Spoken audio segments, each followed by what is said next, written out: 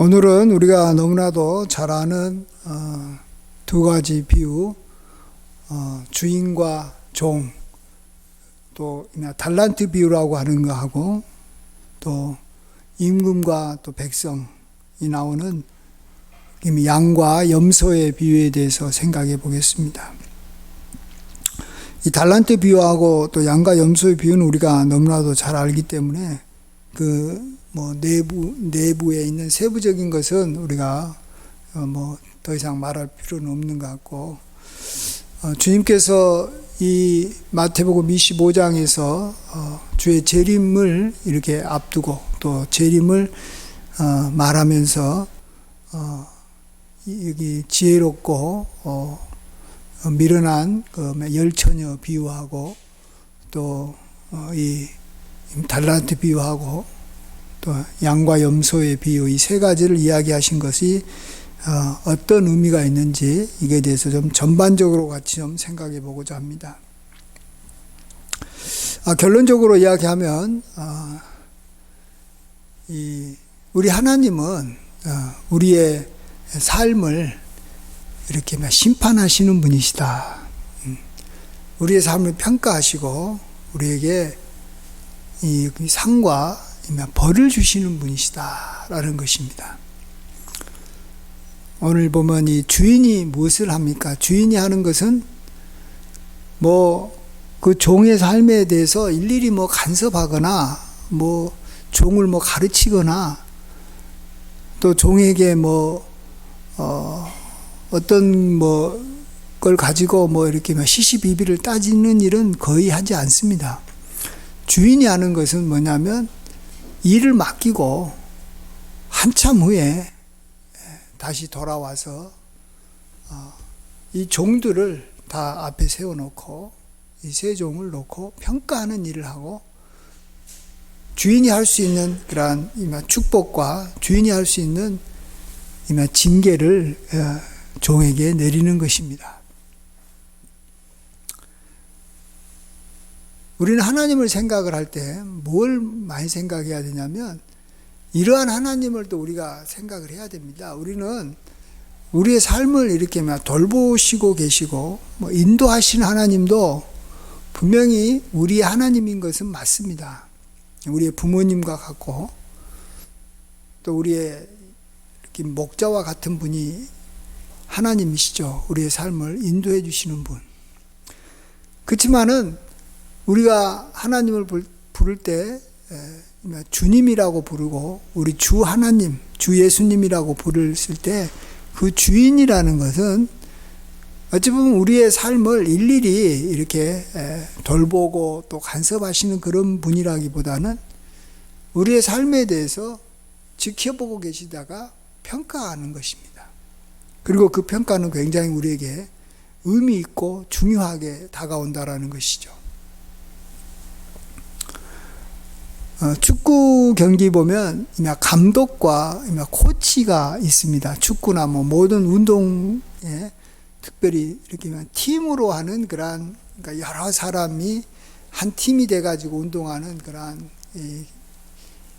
운동 경기에는 감독과 코치가 있습니다. 코치는 선수들의 삶과 늘 같이 합니다. 코치는 같이 먹고 자고 가르치고, 코치는 그 한 선수 한 선수에게 기술을 이렇게 가르쳐주고 이렇게 이야기합니다.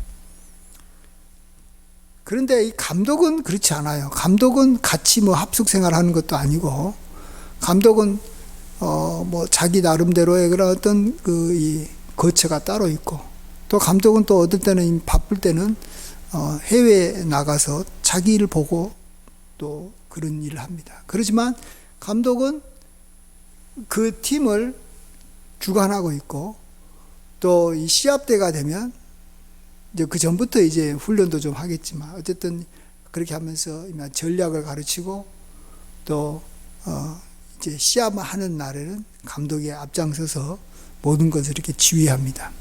그러나 시합할 때나 시합 전후가 아니면 감독은 그렇게 선수의 삶에 많이 개입하지는 않습니다. 대신 감독이 하는 일은 이 선수를 선발하는 일을 합니다. 어떤 선수를 자기 팀으로 스카우트할 것인가. 그 다음에 그 선수들을 한 시즌이 지나게 되면 평가해 가지고 잘한 사람한테는 어떠한 보너스를 주고 못한 사람을 이렇게 방출시킬 것인가, 그렇지 않고 잔류시킬 것인가, 이런 것들을 결정하는 것이 감독입니다. 그런 면에서 우리 하나님은 코치가 아니고 감독이라는 것을 아셔야 됩니다. 하나님은 감독의 경향이 훨씬 더 많아요. 하나님은 우리를 부르셨고 또 우리를 코치에게 맡겨가지고 훈련을 시킵니다. 그리고 아주 중요할 때는 함께 하시고, 그 다음에 우리의 모든 삶이 다 끝났을 때 우리의 삶을 평가해가지고 상벌을 주시는 일을 하신다라는 겁니다.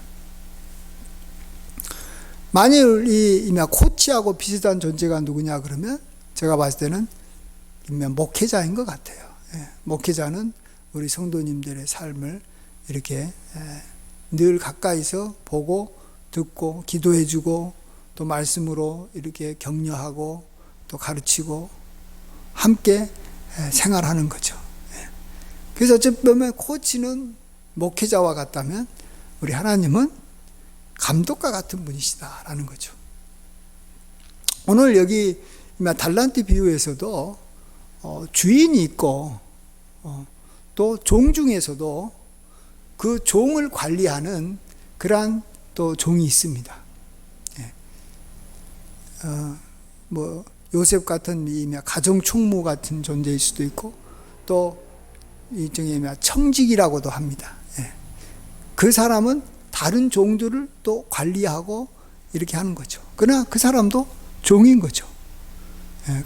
이 청지기는 다른 종들과 같이 늘 함께 생활합니다. 그렇지만 주인은 종들하고 같이 지내는 건 아니에요.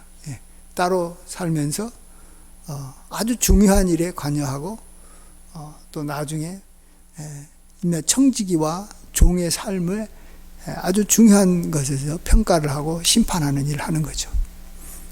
하나님이 그런 주인이시고 일종의 청지기와 같이 또 종을 이렇게 맡아서 또 함께 일을 하면서 이렇게 하는 그런 것은 목회자와 같은 그런 역할이다, 이렇게 보시면 되겠습니다. 그런 의미에서 우리는 하나님을 생각할 때 하나님은 평가하시는 하나님, 심판하시는 하나님이다라는 것을 우리가 하나님에 대한 이미지를 가질 때 그것을 중심으로 가져야지, 그것이 아니라 다른 것에 너무 많이 이 하나님을 생각한다라는 거예요. 그런 경향이 없는 건 아니죠. 이 감독이 이렇게 선수들하고 개인적인 관계를 맺으면서 서로 이렇게 인간관계를 잘 맺는 것도 감독이 하는 일 중에 하나일 수도 있어요. 그러나 인간관계를 못 맺으면서도 감독 일을 잘하는 사람이 있어요. 그래서 그것이 인간관계를 맺는 것이 감독의 일은 아니에요. 주인이 종과 좋은 관계를 맺는 것이 좋은 주인의 하나의 특징은 될 수 있을지 모르겠지만 주인의 가장 중요한 그 주인의 그러한 조건과 특징이 될 수는 없는 거예요. 우리가 하나님을 생각할 때 정말 하나님은 나의 삶에서 심판하시는 분이라는 것이 가장 먼저 부각이 되고 그 다음에 우리를 돌보고 우리를 불쌍히 여겨주고 이끌어주고 이런 관계를 맺어가야 되는 것이지, 그것이 없이는 우리가 하나님을 경외하기가 굉장히 어렵다라는 것입니다.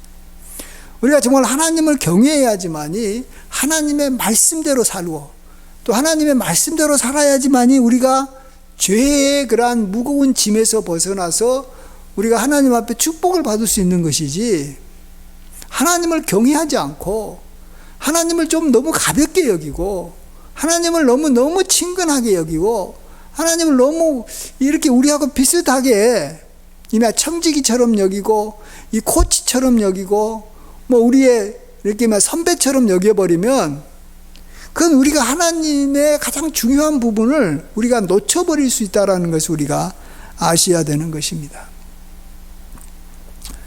그 다음에 세 번째 비유로 나오는 그러한 양과 염소의 비유, 임금과 백성의 비유에서도 이게 아주 정확하게 나타납니다.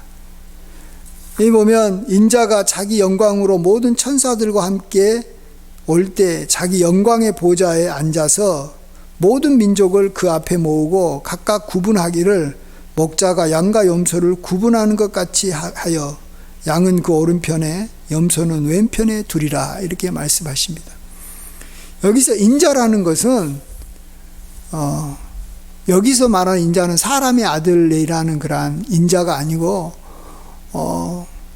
최고의 이미 권세자, 최고의 결정권을 가진 자, 이런 의미에서 인자라고 말해주고 있습니다. 임금이라는 존재와 백성이라는 존재가 함께 뭐 같이 지냅니까? 그렇지 않아요. 예.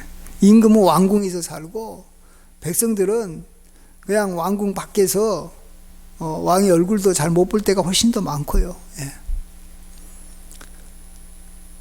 근데 한 번은 임금 앞에 다 서게 된다라는 것입니다. 언제 씁니까? 진짜 큰 공적을 세워가지고 전쟁에 나가가지고 뭐 이렇게 막 큰 공적을 세우면 왕이 그를 불러요. 그래서 왕 앞에 서서 서면 왕이 야, 너가 이 나라를 구했다, 충성된 나의 백성이요 하면서 그때 그 백성에게 엄청난 상급을 주고 어떤 지역을 주고 땅을 주고 막 이렇게 뭐 어떤 이 재물을 주고 그럽니다. 또 언제 백성이 임금의 얼굴을 봅니까? 예, 반역죄를 져가지고 극악무도한 그러한 죄를 져가지고 왕 앞에 서가지고 그 왕이 하는 그 이 심판을 받을 때 그래요. 왕은 아무나 심판하는 것도 아니에요. 예. 정말로 이 왕이 주관해야 될 그러한 심판이 있어요. 그럴 때 자기 백성을 왕이 심판합니다. 그때 내리는 대부분의 결정은 굉장히 무서운 벌이 내려지는 것이지, 뭐 적당하게 뭐 무슨 뭐 곤장 뭐 여기 뭐 10대 때리고 끝나는 그런 거 가지고는 왕이 이렇게 막 취조하거나 그러지 않아요. 왕은 거의 뭐 이 왕 앞에 한번 섰다 그러면 뭐 이렇게 막 삼족이 멸한다든지 뭐 그냥 그날로 이렇게 막 목이 달아나는 그러한 형벌이 내릴 가능성이 굉장히 많다라는 것입니다. 그런 의미에서 백성들은 왕을 평상시 때는 얼굴을 보지 못하지만 왕에 대해서 굉장한 경외감을 갖고 있다는 것을 아셔야 돼요. 왕이 내리는 상급은 뭐 그냥 뭐 저기 막 집 한 채 준다든지 뭐 돈을 뭐 이렇게 뭐 저기 막 1,000만 원 뭐 준다든지 이런 식으로 왕이 상급을 내리는 경우는 없잖아요. 왕은 정말로 이렇게 큰 나라를 다스리는 왕은 어떨 때는 정말 한 지역을 이렇게 큰 지역을 갖다가 이렇게 맡기고 그곳에 이렇게 책임자로 이렇게 총독으로 세우고 분봉왕으로 세우고 그런 일도 하는 겁니다.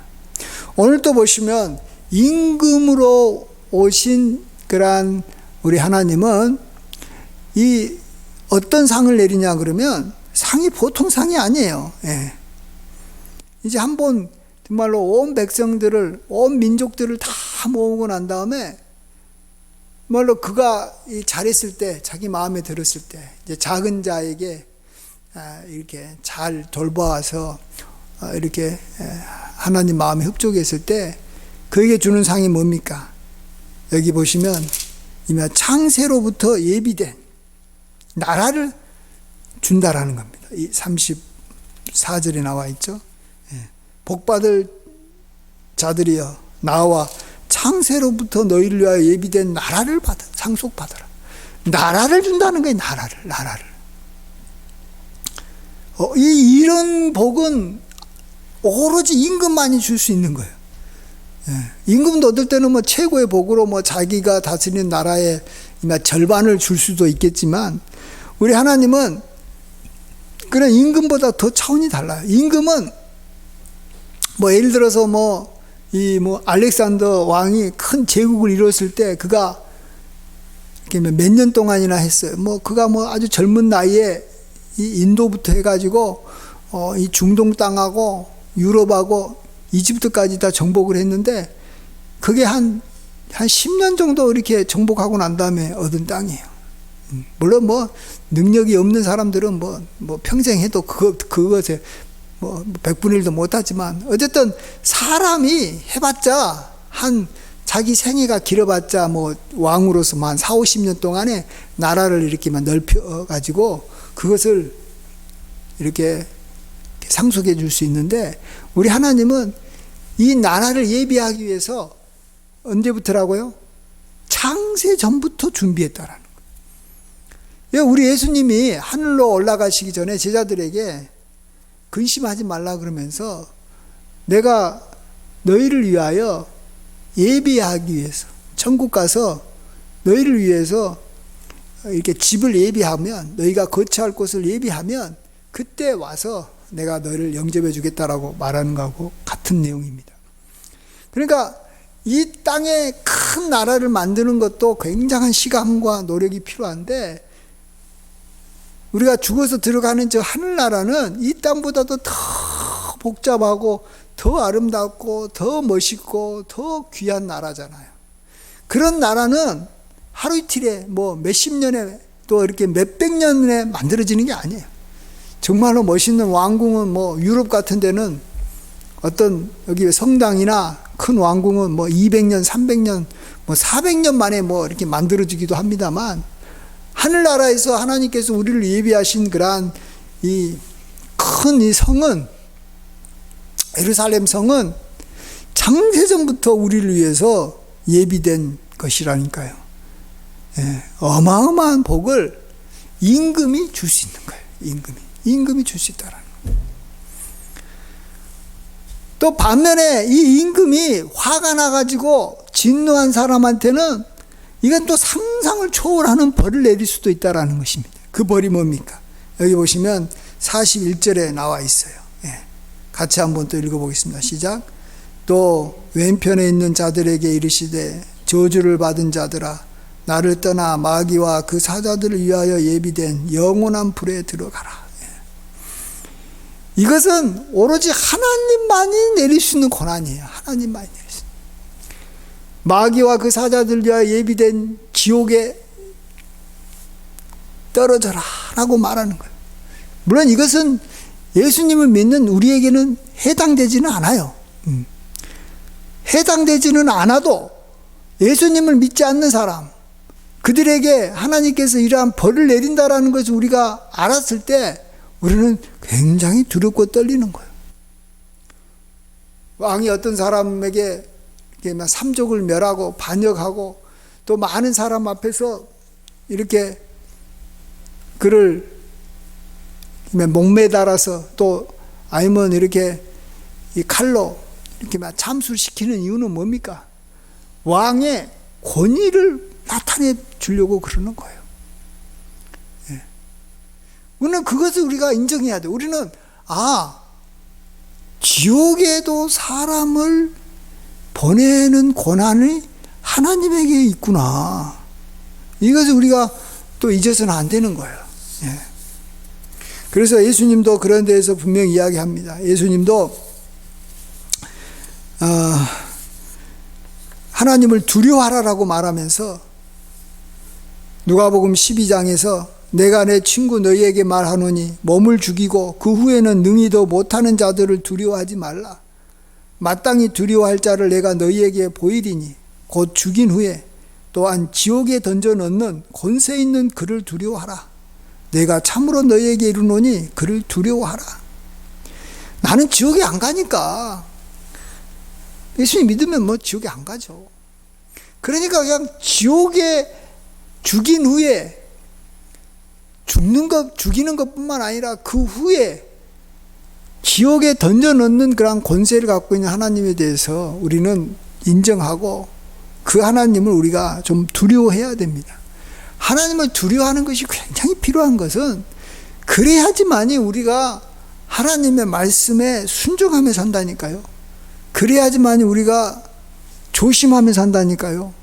그래야지만이 우리가 좀 깨어 있는다니까요. 그러니까 심판자를 우리가 늘 이렇게 바라보고 있어야지만이 그 심판자의 말을 우리가 잘 듣고 또 잘 들어서 그 심판자로부터 큰 상을 받는다니까요. 예. 창세전부터 예비한 그 나라에는 모든 것이 다 들어있잖아요. 모든 복물이 들어있고, 모든 좋은 강이 있고, 모든 좋은 성읍이 있고, 정말로 그곳에는 모든 정말로 좋은 땅들이 있는 그러한 나라를 우리가 영원히 상속받는 그러한 축복을 받는다는 것입니다. 우리는 하나님 앞에 우리가 복되게 살고, 이렇게 우리가 하나님의 말씀을 잘 지켜서 우리가 평화롭게 살려면 반드시 우리는 하나님은 심판하신 하나님이시다. 이것을 잊어서는 안 돼요. 그냥 하나님에 대해서 우리가 너무 하나님에 대해서 부담감 느끼고 거리감 느끼고 하나님에 대해서 이렇게 너무 이렇게 참 우리하고 이렇게 다른 그렇게 생각하니까 우리가 그게 별로 좋지 않다. 이렇게 생각을 해서 그런 것들을 우리가 자꾸 이렇게 생각하지 않으려고 하는 것이 우리 마음속에도 있어요. 그러나 그것은 우리가 그렇게 한다고 해가지고 하나님이 이렇게 심판자이신 하나님이 어디 사라지는 것은 아니라는 것입니다. 우리는 그것에 정면적으로 부딪힐 줄 알아야 돼요. 하나님은 최고의 복을 주실 수 있고 최악의 형벌을 내릴 수도 있다라는 거예요. 그렇기 때문에 우리는 정말 하나님을 경외해야 됩니다. 이렇게 하나님을 경외하는 것이 진짜 지혜로운 사람인 줄 믿습니다. 정말 하나님을 경외하는 것이 최고의 지혜 중에 지혜가 하나님을 경외하는 겁니다. 이것을 갖게 되면 가장 지혜롭게 살 수밖에 없어요. 하나님을 두려워하기 때문에 하나님의 말씀대로 살 수밖에 없고, 또 항상 양심을 돌아보고 하나님의 뜻을 생각하면서 사니까 가장 지혜롭게 살 수밖에 없어요. 하나님을 경외하지 않는 자가 어떻게 지혜롭게 삽니까? 또 하나님을 경외하면 지혜롭게 안 살 수가 없다니까요. 그래서 하나님을 경외하는 것이 중요한 것이지, 우리가 하나님을 경외한다고 해가지고 우리가 마음속에 부담이 되니까 거부하고, 하나님하고 거리감 느끼니까 자꾸 거부하고 그런 것은 진짜 미련한 거예요. 이게 부담스러워도 이게 훨씬 우리의 삶을 안정되게 하고 우리의 삶을 복되게 만드는 것이 하나님이 나의 심판자시다.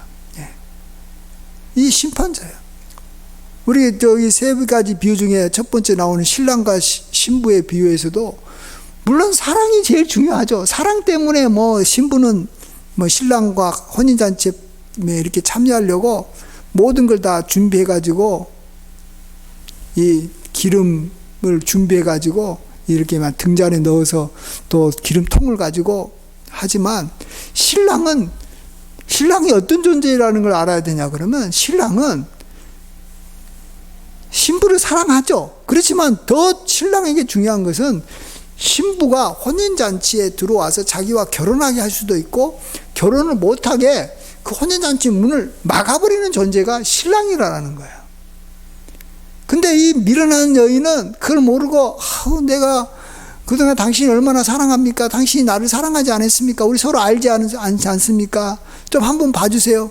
근다고 봐줍니까? 신랑이? 나는 너를 모른다 그래요. 나는 너를 모른다 그러는 거예요. 모른다. 그리고 인정사정 없이 문을 닫아버립니다. 그게 신랑이에요.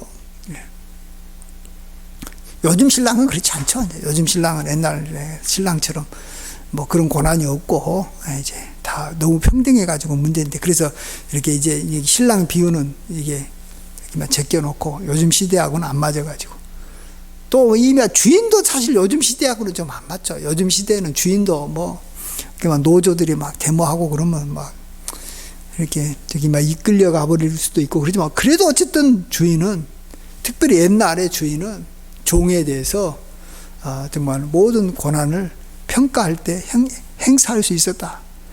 그리고 요즘 대통령이야 그런 힘이 없지만 옛날 대통령은 요즘 대통령하고 상관이 비교할 수 없이 어마어마한 복과 어마어마한 벌을 내릴 수 있는 그런 권세를 갖고 있었다라는 그러한 하나님, 신랑, 혼인잔치의 문을 열 수도 있고 닫아버리게 할 수 있는 신랑, 정말로 종에게 더 많은 달란트와 더 많은 고울을 줄 수도 있지만 바깥 어두운 데로 쫓아내버리고 이를 갈게 만드는 그러한 주인.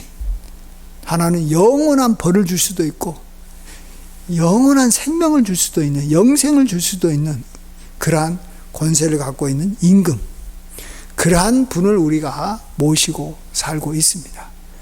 그래서 우리가 하나님을 경외하고 정말 하나님을 두려워함으로 하나님의 뜻대로 살고 좀 하나님의 말씀대로 살아서